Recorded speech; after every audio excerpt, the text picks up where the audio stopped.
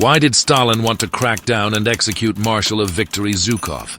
Just a year after the triumphant conclusion of World War II, legendary Soviet military commander Georgy Zhukov found himself at the center of a high-profile scandal. The war hero was accused of Bonapartism and initiated an investigation into his activities, which was a shocking turn of events for many. What exactly was the famous Marshal accused of? The main point of accusation was the so-called trophy case. Zhukov was accused of misappropriating and taking out of the defeated Germany numerous valuables for personal use. It was about works of art, furniture, and other luxury items.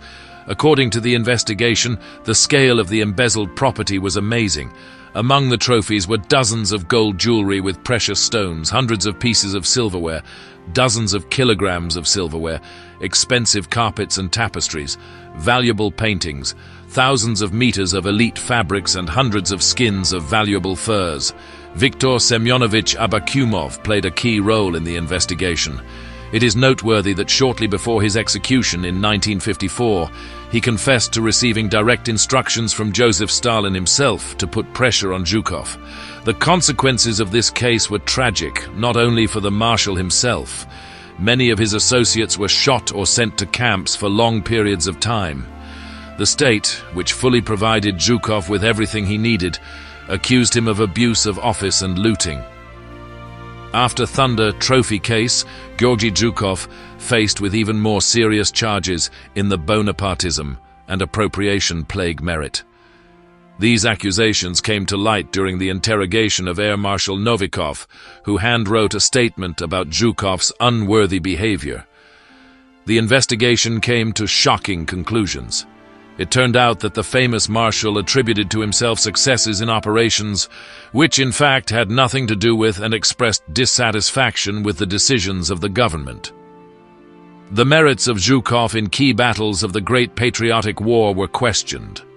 According to the materials of the investigation, Zhukov did not participate in the development of the plan of the Battle of Stalingrad, which was created and implemented in the winter of 1942, when the Marshal was far from the scene. It also turned out that he improperly attributed to himself successes in the liberation of the Crimea from German troops. Especially remarkable is the situation with the liberation of Kiev. According to the investigation, this success belonged to Konev, and Zhukov's plan was rejected by Stavka because of the unsuccessful choice of a bridgehead for the attack. Even the Marshal's role in the capture of Berlin was called into question. He was accused of belittling the contribution of Rokossovsky and Konev to this historic operation. The official accusations of misappropriation of war trophies and disputes with other generals were probably just a pretext for more serious political manipulations. One can easily guess that the real reason for the harassment of the famed commander was Stalin's fears about Zhukov's growing influence in army circles. Of course, Stalin was afraid of him. The country's leader may have seen the popular Marshal as a potential threat to his power.